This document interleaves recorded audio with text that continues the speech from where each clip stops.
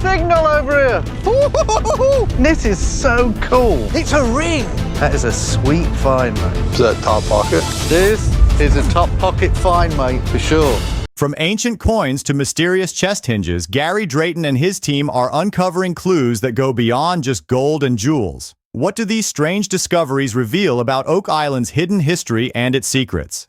Let's take a closer look. On a small island off the coast of Nova Scotia, an incredible treasure hunt has been going on for hundreds of years. Today, treasure hunter Gary Drayton and his team think they're close to finding answers about what's hidden there. The story of Oak Island isn't just about buried gold, it's about strange finds, deadly traps, and connections to kings and queens from long ago.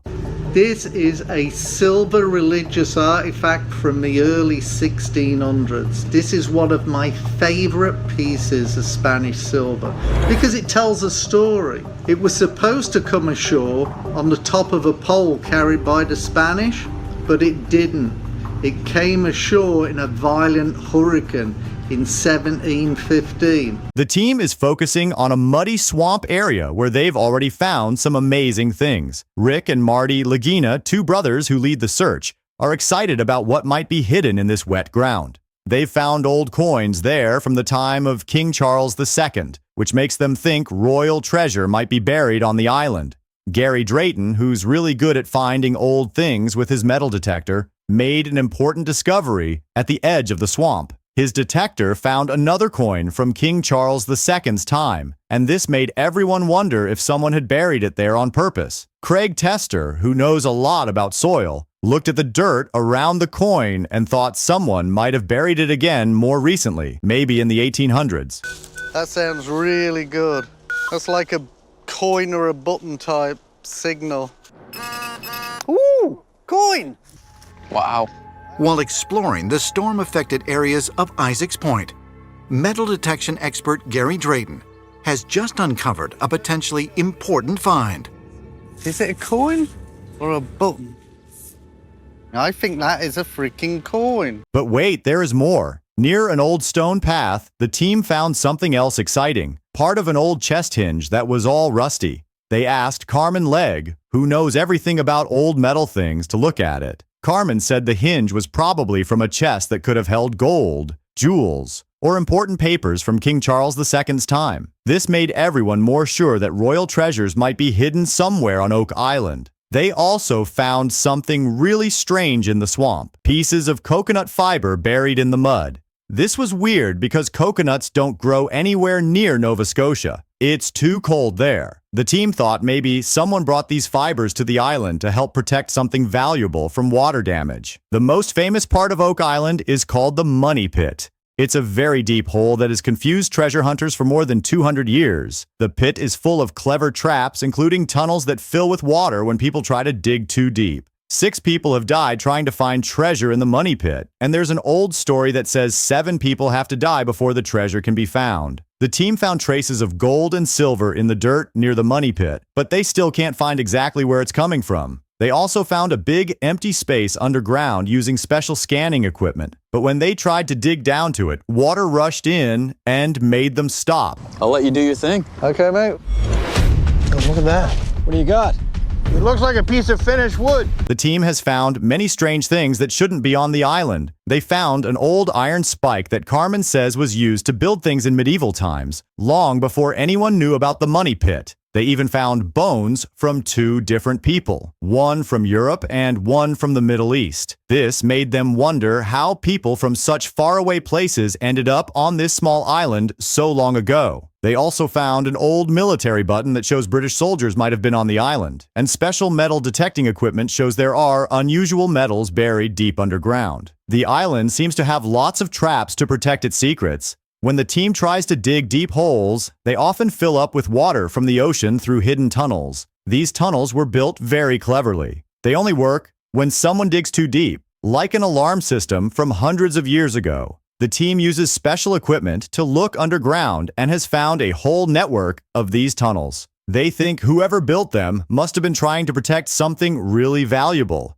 Rick and Marty Lagina have spent millions of dollars and many years trying to solve the Oak Island mystery. Rick first read about the island when he was a kid in a magazine, and he never forgot about it. His brother Marty didn't believe in the mystery at first, but now he's just as interested as Rick. They keep working even when things get hard or dangerous, like when their digging holes start to collapse or fill with water. They found stone paths on the eastern side of the island that look like they were built to lead somewhere important. Along these paths, they keep finding small but interesting things like pieces of old wood, rusty nails, and parts of old tools. One of their most exciting finds was part of an old wooden vault that was buried deep underground. The wood was still in good shape even though it was very old, maybe from when Europeans first came to explore the island. This made everyone on the team hopeful that they might be close to finding something really important from history. The brothers know their work is dangerous. Every time they dig, there's a chance the ground might cave in or water might flood their dig site. But they keep going because they believe they're close to finding answers about Oak Island's mysteries. They've found things that show the island might have been important to kings and queens, secret groups, and traders from all over the world a long time ago. The mystery of Oak Island isn't just about finding gold or jewels anymore. It's about understanding why someone went to so much trouble to hide something on this small island, and why they built such clever traps to protect it. The strange mix of items they've found, coins, bones, metal pieces, and wooden structures,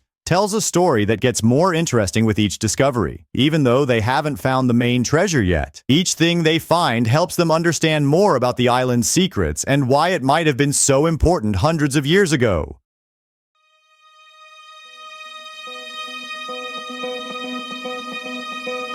The door to hell, also known as the Darvaza gas crater, is a geological phenomenon located in Turkmenistan that has fascinated scientists, geologists, and travelers alike for decades.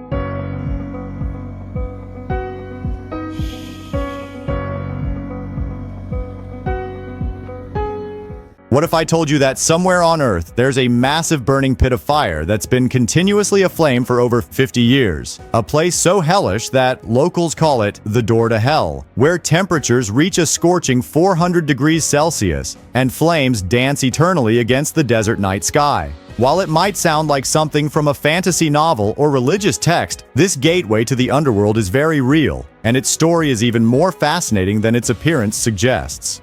I'm almost directly above the most violently burning pit. Deep in the heart of Turkmenistan's Karakum Desert lies the Darvaza gas crater, a scientific accident turned geological wonder that has captured the imagination of explorers and researchers worldwide. But what exactly created this perpetually burning crater? And what disturbing secrets has it revealed about our planet? The story begins in 1971 when Soviet geologists ventured into the vast Karakum Desert searching for natural gas deposits. Turkmenistan sits atop some of the world's largest natural gas reserves, ranking 4th globally in gas deposits. The Soviet Union, eager to exploit these resources, sent teams of scientists to survey and drill throughout the region. But what happened next would create one of the most spectacular man-made disasters in history. As the Soviet team began drilling, they encountered something unexpected. The ground beneath their drilling rig was hiding a massive underground cavern filled with natural gas. Before they could react, the weight of their equipment proved too much for the hollow ground beneath. The earth collapsed, taking their entire drilling rig with it and creating a massive crater 70 meters wide and 30 meters deep. Fortunately, no lives were lost in the initial collapse, but the scientists quickly realized they had an environmental disaster on their hands. The crater was now releasing enormous amounts of methane gas into the atmosphere. Methane, while not toxic, is both an asphyxiant and highly flammable. In high concentrations, it can displace oxygen from the air, making it impossible to breathe. More worryingly, with just a 5% concentration in the air, it creates perfect conditions for a massive explosion. The scientists faced a difficult decision. Leaving the crater as it was would create an ongoing environmental hazard and pose a serious threat to any nearby settlements or wildlife. The methane could potentially trigger a series of devastating explosions or create deadly oxygen-depleted zones in the surrounding area. Their solution? Set it on fire. The logic behind this decision wasn't as crazy as it might sound. Flaring or deliberately burning off excess natural gas is a common practice in the oil and gas industry. The scientists believed that by igniting the gas, they could prevent its dangerous accumulation in the atmosphere and burn off the deposit in a matter of weeks. They were wrong, very wrong. After tossing a grenade into the crater to ignite the gas, something unexpected happened. Instead of burning out after a few weeks as predicted, the fire continued to burn and burn and burn. Today, more than 50 years later, the flames still rage on with no signs of stopping, creating one of the most spectacular and unnerving sights on Earth. But what makes this site truly fascinating isn't just its appearance or longevity. The Darvaza gas crater has revealed some truly disturbing yet fascinating insights about life on Earth and potentially beyond our planet.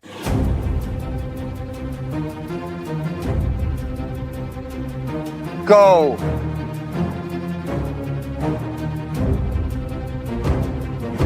My weight is on the line. I am out over top. On a quest to discover the secrets of alien life that may lurk in the belly of a burning, roaring crater, George Karunis is about to attempt something no man's ever done before. Feeling comfortable? Roger that. You're looking good. How do you feel?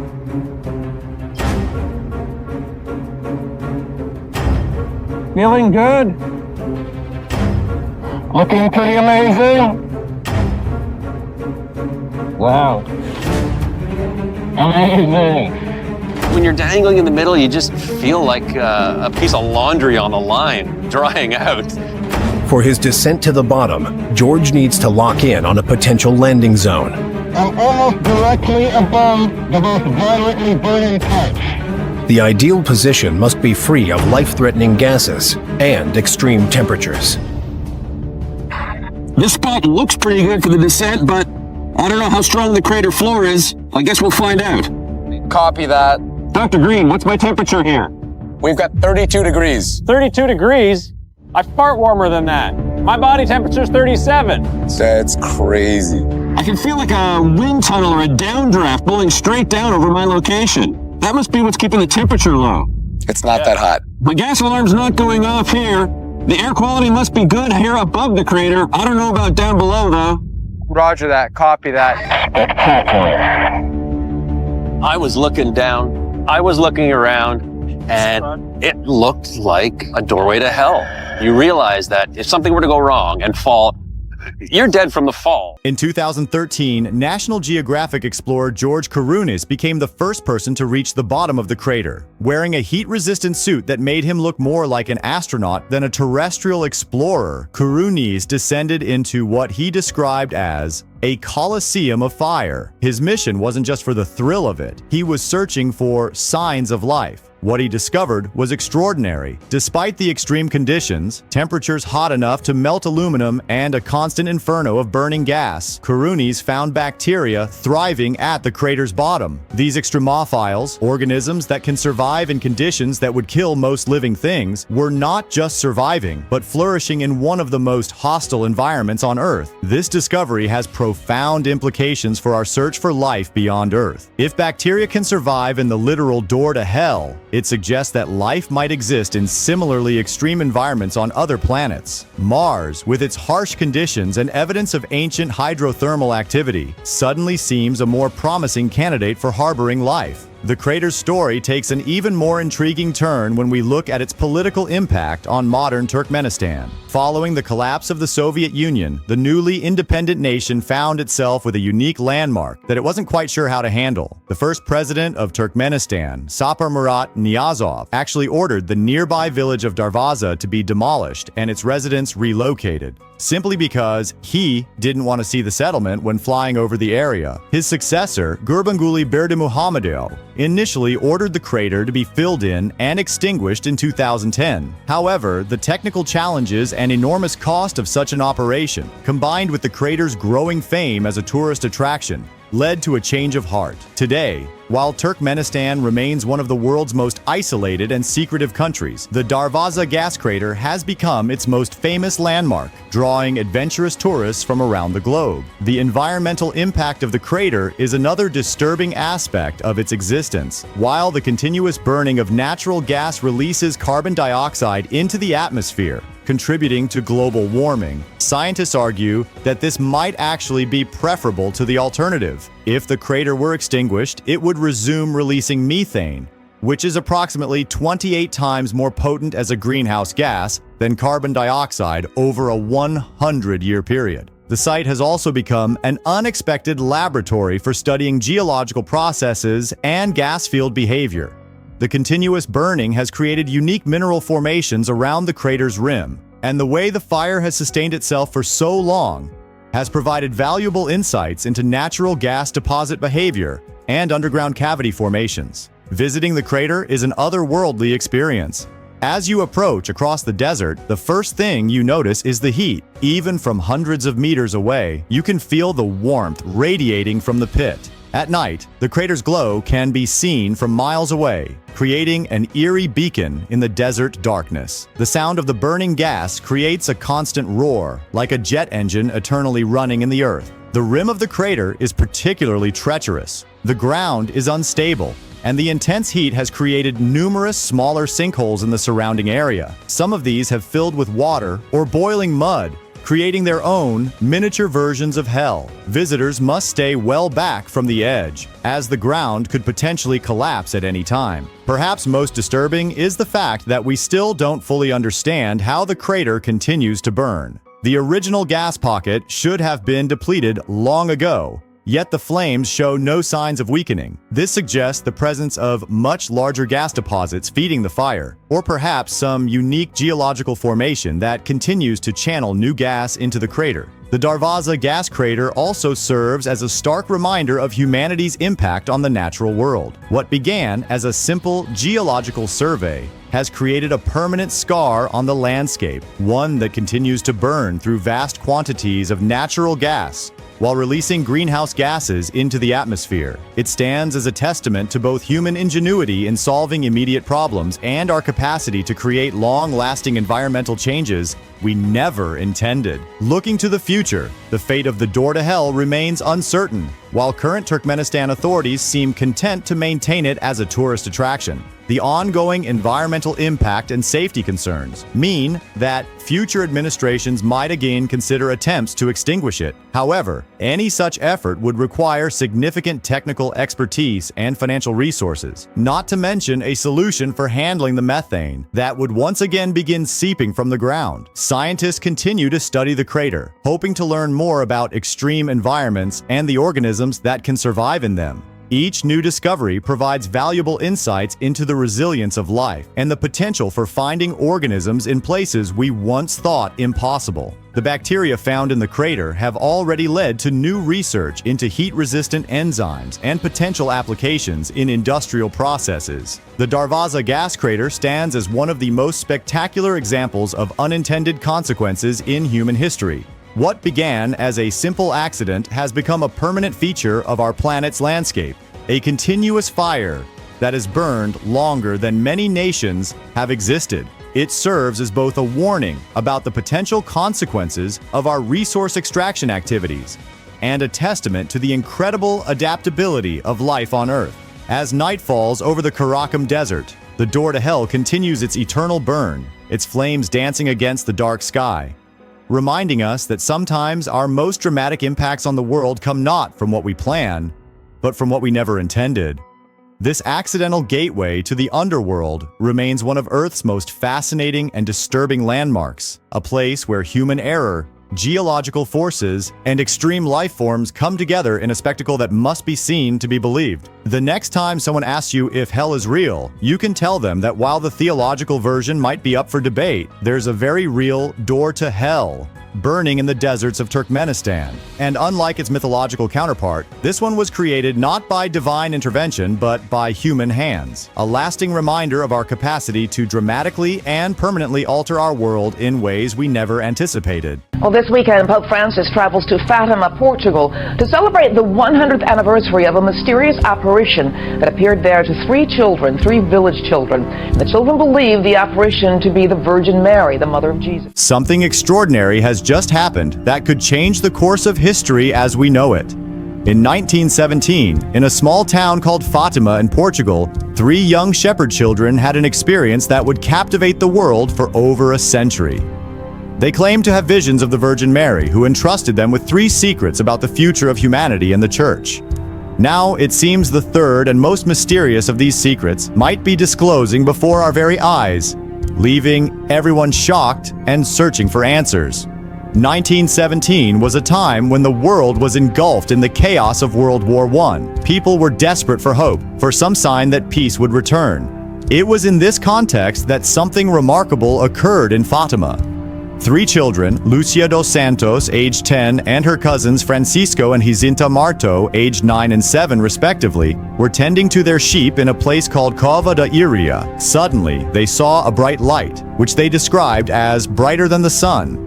They said it was the Virgin Mary appearing to them with messages from heaven. These weren't just any children, they were simple shepherd kids from a rural area, not the kind of people you'd expect to receive world-changing visions. But over the next few months, they said Mary appeared to them 6 times, sharing important messages and 3 significant secrets. The apparitions of Fatima, as they came to be known, had a central message that was quite simple.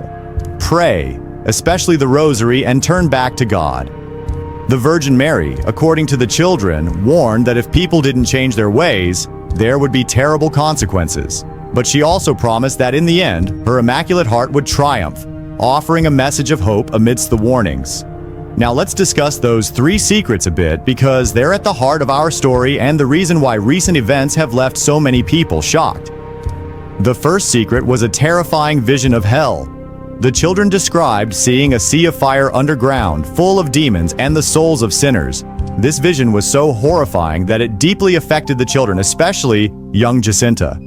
The purpose of this vision, as understood by many, was to illustrate the severity of sin and to encourage people to live more virtuous lives. The second secret was more focused on world events. In this secret, Mary predicted that World War I would end soon, but warned that an even worse war would come if people didn't change their ways. This part of the secret seemed to predict World War II, which indeed turned out to be even more devastating than the First World War. But there was more to this secret. It also talked about Russia, saying it would spread its errors throughout the world unless it was consecrated to Mary's Immaculate Heart. Many interpret this as a prediction of the rise and spread of communism from Russia. But it's the third secret that's got everyone talking now. For decades, this secret was kept hidden, shrouded in mystery. The Vatican didn't reveal it until the year 2000, and even then, many people believe we didn't get the whole story. According to the official version released by the Vatican, the third secret showed a vision of a bishop dressed in white, understood to be the Pope, being killed by soldiers. Many people connected this to the assassination attempt on Pope John Paul II in 1981, which occurred on May 13th, the anniversary of the first Fatima apparition. A significant number of people, including some Catholic scholars and even some high-ranking church officials, believe there's more to the third secret than what was revealed. Some say it predicts a great apostasy in the church, a massive falling away from the faith. Others think it talks about the end times or major disasters coming to the world. Some even speculate that it contains warnings about changes or corruptions within the church itself. The Vatican has consistently maintained that they've disclosed everything. Cardinal Tarcisio Bertone, a high-ranking church official, even wrote a book titled The Last Secret of Fatima, insisting there's no hidden part of the secret. He stated that Sister Lucia, the last surviving visionary who died in 2005, confirmed that everything has been revealed. However, these assurances haven't put the debates and theories to rest. You know, the Catholic Church was actually quite hesitant to believe the children. Why? And then, why did the Church eventually affirm it as a miracle?